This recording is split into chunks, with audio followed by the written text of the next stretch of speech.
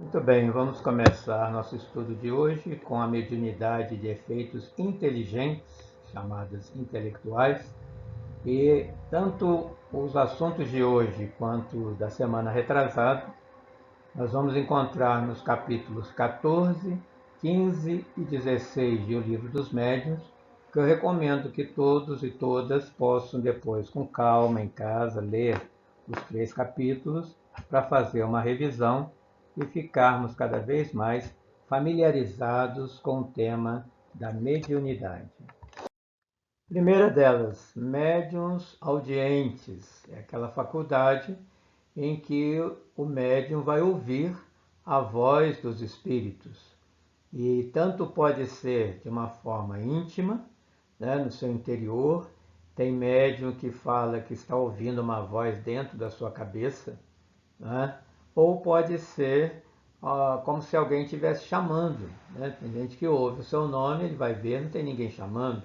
Ou pode ser uma frase, né, que alguém fala e ele ouve e não sabe quem falou. E se ele estiver acompanhado, pergunta para a pessoa se a pessoa escutou e ninguém escutou, só ele.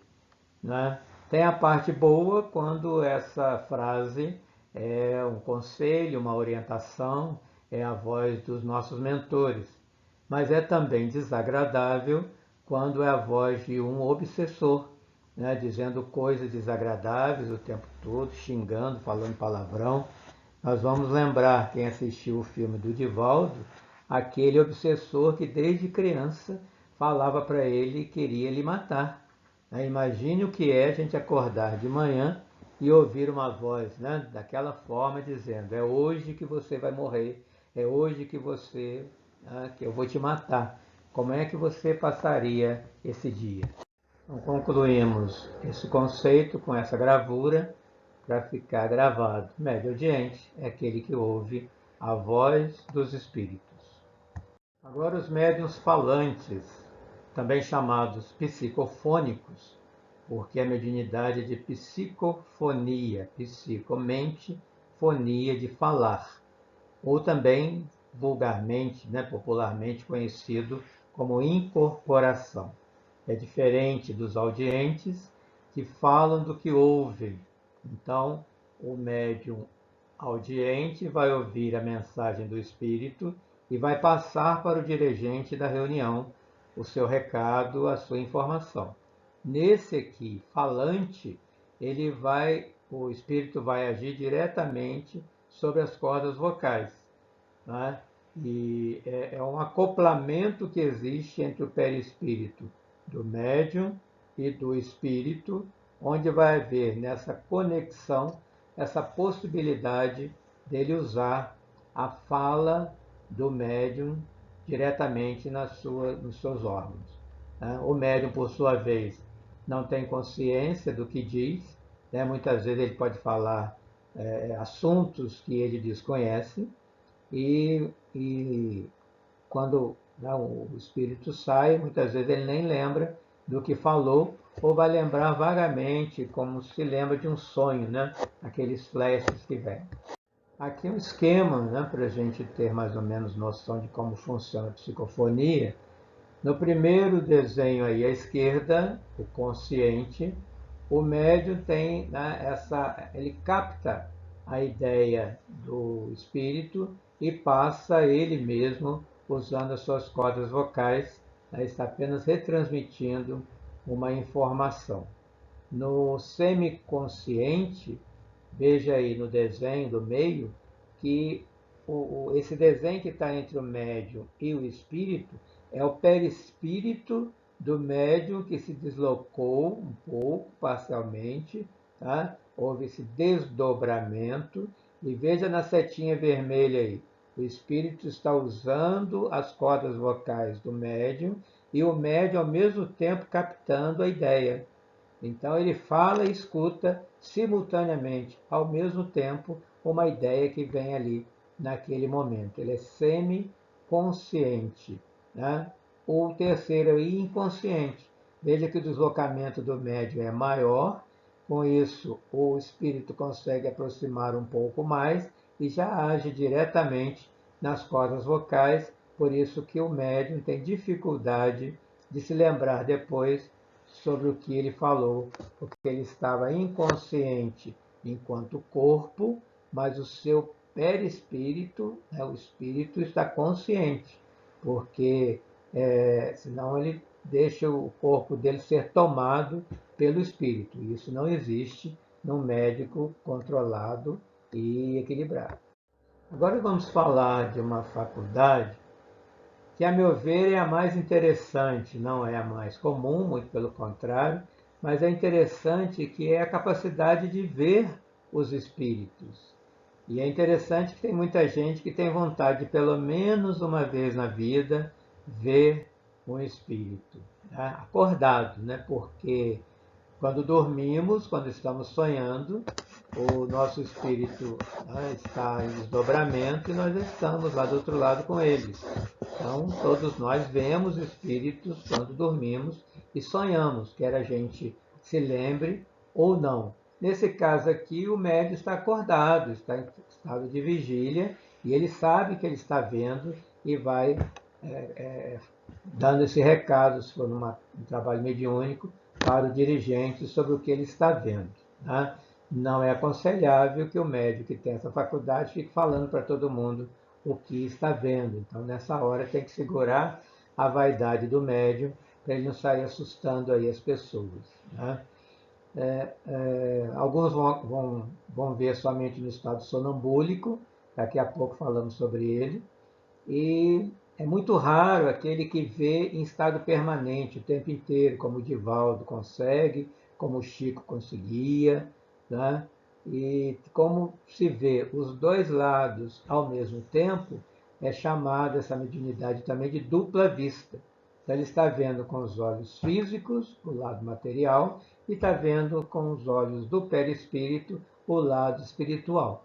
Né? Por isso, dupla vista. E como é o perispírito que vê, ou a alma, ele pode fechar os olhos, que ele vai continuar vendo, pode apagar a luz, que ele vai continuar vendo, o espírito pode estar atrás dele, ele vai ver, né? Porque o perispírito se expande e enxerga com o seu todo.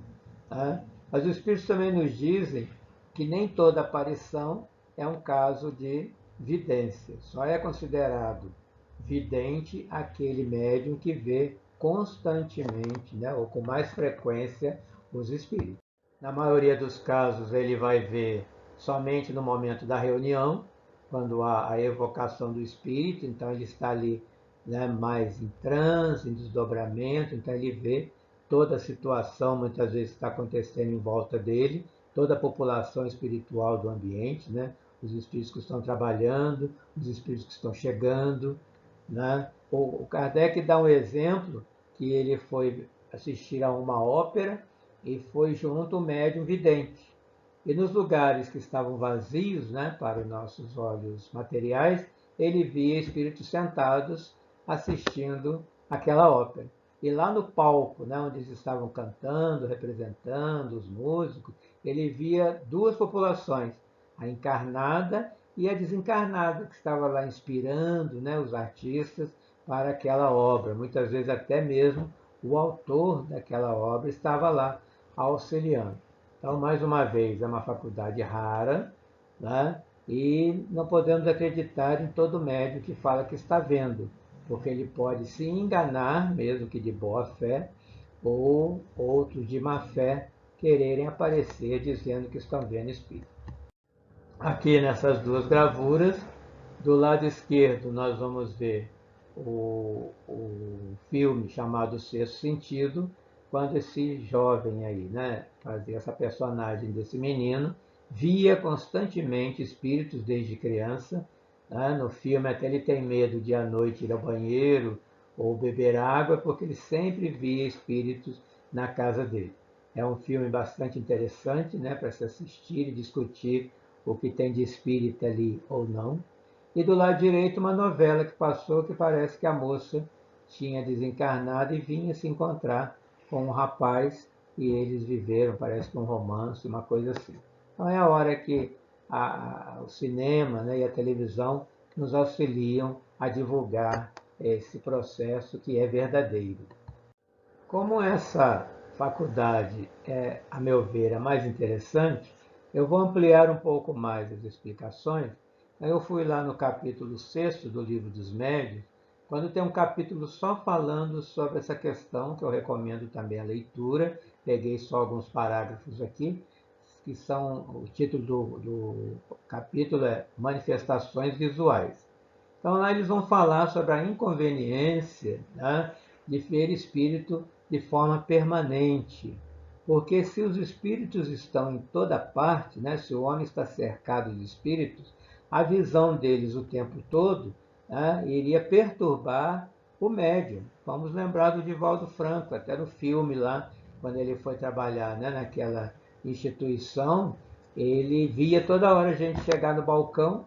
Em alguns momentos ele ia atender e ele era ridicularizado, visto como perturbado, louco, porque ele estava vendo que as pessoas não viam.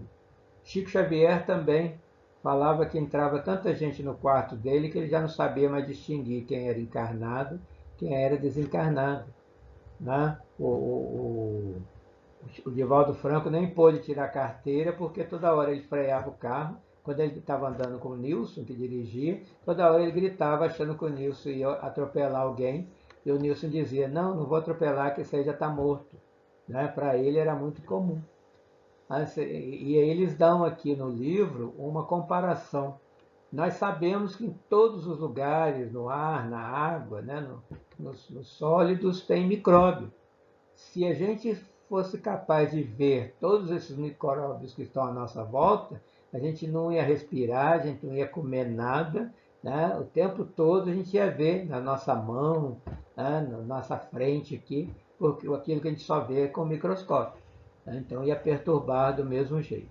E outra coisa interessante que eles falam, que iria tirar a iniciativa da pessoa, né? Porque ia tirar a sua liberdade. É como se a gente fosse andar de braço dado com a mãe da gente 24 horas. Tudo que fosse fazer ia perguntar, mãe, posso fazer? Devo? Aí cadê o livre-arbítrio? Nós sabemos que os espíritos estão próximos e querem nos ajudar. Mas até o Divaldo, o Chico, quando perguntavam algumas coisas aos mentores, eles não respondiam. Não, não, você vai decidir. Né? Senão eles seriam marionetes. O que muita gente quer, né? A culpa é do espírito, ele que mandou fazer. E outra coisa também que eles vão falar aqui no final. Tem gente que fala assim, eu não acredito que eu não vejo. Mas muitos que viram e veem não acreditam. Então não basta ver. Quem não quer acreditar, não vai acreditar. Tem gente que não acredita nem em micróbio até hoje. Veja só. Aí Kardec não vai perder tempo, né? O que ele vai perguntar em seguida? Se há inconveniente, por que eles aparecem então? E aí os espíritos respondem: para dar uma prova de que nem tudo morre com o corpo e que a alma conserva sua individualidade após a morte.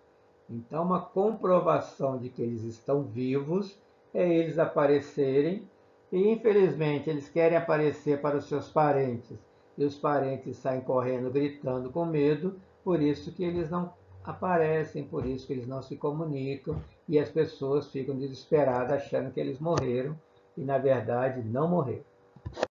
E Kardec continua perguntando: e nos mundos mais adiantados do que o nosso, a visão dos espíritos é mais frequente? Aí os espíritos respondem: quanto mais o homem se aproxima da natureza espiritual, tanto mais facilmente se põe em comunicação com os espíritos. A grosseria do vosso envoltório é que dificulta e torna mais rara a percepção dos seres etéreos. Por isso que quando a gente está do lado de lá em sonho, né, com o espírito desdobrado, quando dormimos, é mais fácil. Né? Essa grosseria aqui que eles falam da matéria do corpo não vai nos impedir. Né? E outra coisa que ajuda também é o acreditar. Então, quando a criança que tem essa sensibilidade mais aflorada até os 5, 7 anos, fala que está vendo o vovô, não é para xingar, não é para falar que é coisa da cabeça dela. Sente e escuta o que ela quer falar, o que o vovô quer falar, como uma coisa natural. Então, quando isso for natural, vai ser mais frequente essa visão. Aqui a questão do medo. Kardec também vai perguntar sobre se devemos ter medo. E os espíritos vão falar: Um espírito é menos perigoso do que um ser vivo, né, do que um encarnado. E eles ainda explicam, se os espíritos podem ir e vir, né, para toda parte, então, vendo ou não, eles vão estar ao nosso lado. Né? Então, ele não é perigoso porque é um espírito, porque está morto, né, o seu corpo. Mas o perigo dele é a influência que pode exercer sobre o pensamento do homem, desviando-o do bem e impelindo-o ao mal. E isso, independente de estarmos vendo ou não, o tempo inteiro eles estão nos induzindo ao mal, se nós dermos chance para isso, se estivermos abertos para isso. E aí eles ainda complementam: um malfeitor é bem mais perigoso vivo do que morto. Né? Ninguém vai me matar, ninguém consegue me fazer mal enquanto espírito. E aqui Kardec vai explicar, né, os espíritos, por que as pessoas que estão próximas a desencarnar começam a ver os parentes. Ele pergunta: por que certas visões são mais frequentes quando estamos doentes? E os espíritos vão responder: na doença, os laços materiais, né, que ligam o perispírito ao corpo físico se afrouxam e a fraqueza do corpo faculta ao espírito maior liberdade. É como se estivéssemos dormindo, permitindo entrar mais facilmente em comunicação com os outros espíritos. Então é como quando o médium entra em transe, né, aquela gravura que nós vimos, ele se desprende um pouco do corpo físico e com isso ele vê os espíritos que estão presentes ali. Por isso que quando estamos frágeis na doença, isso fica mais fácil. Aqui Kardec vai explicar como que esse fenômeno acontece e como que isso é possível. Então ele diz: a faculdade de ver espírito em estado acordado, né, de vigília, depende da maior ou menor facilidade que tem o fluido do médium, o fluido do vidente, para se combinar com o fluido do perispírito do espírito. Então não basta o espírito querer mostrar-se, é preciso também que encontre a necessária aptidão na pessoa quem deseje fazer-se visível. Então, aquilo que eu falei, todo fenômeno mediúnico, e é mediúnico porque tem o médium e tem o espírito. Os dois combinam o seu perispírito, os fluidos do seu perispírito, para que o fenômeno aconteça. Por isso que muitas vezes o médium ele não vai perceber que está acompanhado ou perceber o espírito somente na mesa mediúnica. Um dia ou mais dias antes, esse acoplamento de perispírito já começa a acontecer. Por isso que tem médico que começa a passar mal, sentir umas coisas diferentes, porque ali ele já está em conexão com o espírito que vai se comunicar. Daí a importância de estarmos sempre lembrando o médium, dele poder se preparar todos os dias, como se todo dia tivesse trabalho mediúnico. Cuidar da sua alimentação, cuidar dos seus pensamentos, o seu comportamento, aí que entra a renúncia, a resignação, a abnegação de quem quer ser médium ou não. Né? Porque a faculdade já vem com ela. Agora, me preparar para ser um bom médium, né, é o que a gente vê na literatura dos livros espíritas, na literatura espírita. Só não conseguimos fazer mais coisas porque o próprio médium atrapalha a espiritualidade naquilo que ela quer fazer. Porque o médium não se coloca verdadeiramente como um instrumento da espiritualidade maior para que coisas melhores aconteçam aqui na Terra e principalmente num centro espírita.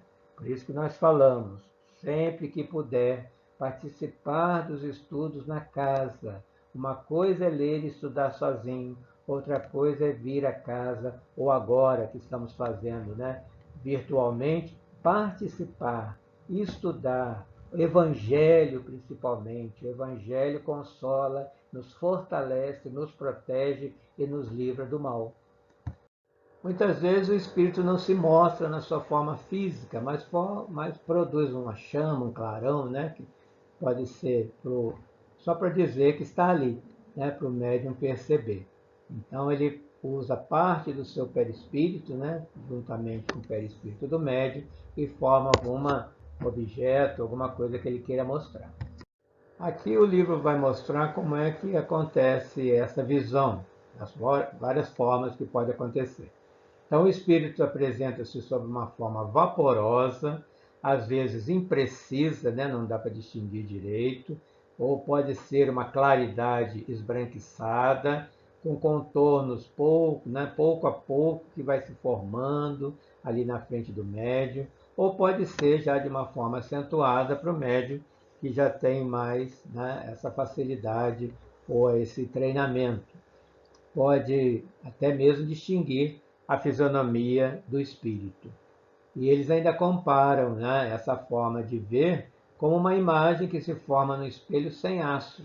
É como se fosse aquele olhar a nossa imagem refletida numa colher. Ela não fica muito nítida, né, embora consiga ver que há um espírito ali.